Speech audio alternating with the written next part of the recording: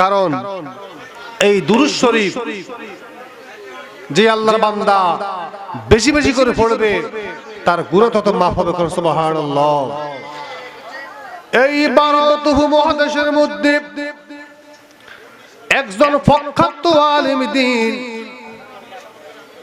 শেখ আব্দুল হক মুহাদ্দিস দেহলভী রাহিমাহুল্লাহ, যিনি সকল আলেমদের সেহের তাজ, যাকে এক বাক্যে সবাই মানে, যাকে সবাই গ্রহণ করে, যেই যে আকীদার হোক না কেন, যেই যে পন্থী হোক না কেন, শেখ আব্দুল হক মুহাদ্দিস দেহলভী রাহিমাহুল্লাহ তিনি বলেন, ওনার একখানা কিতাব আখবারুল আখিয়ার কিতাবের মধ্যে তিনি লেখেন, मेरा कोई ऐसा अमल नहीं ये आपके दरबार में पेश करने का लायक समझो।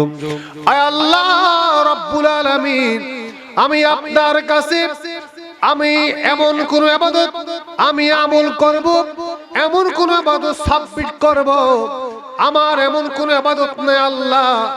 আমি নামাজ পড়ি, আমি ফজর পড়ি, জোহর আসর মাগরিব এশা পড়ি, লোক দেখানো হতে পারে, লৌকিকতা থাকতে পারে, এটার মধ্যে আল্লাহ তুমি কবুল করতে পারো, নাও করতে পারো।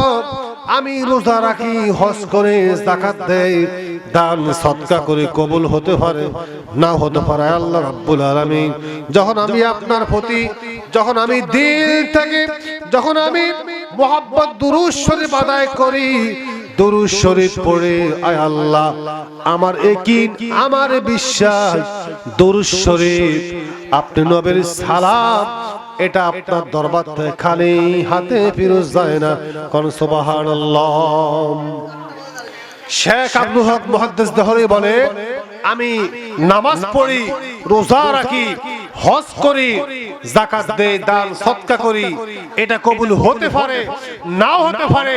যখন আমি দুরূদ শরীফ পড়ি, মিলাদ শরীফ পড়ি, যখন আমি নবীর কদমে সালাতু সালাম পৌঁছাই, ওয়া ইমরাআইতু ইল্লা আরাকা ইয়া রাসূলুল্লাহ, আমি যেই দিকে তাকাই, ডাইনে তাকাই, বামে তাকাই, পিছনে তাকাই, সামনে তাকাই, ওয়া ইমরাআইতু ইল্লা আরাকা ইয়া রাসূলুল্লাহ, আমি শুধু আপনার নবীকে দেখি। কোন সুবহানাল্লাহ।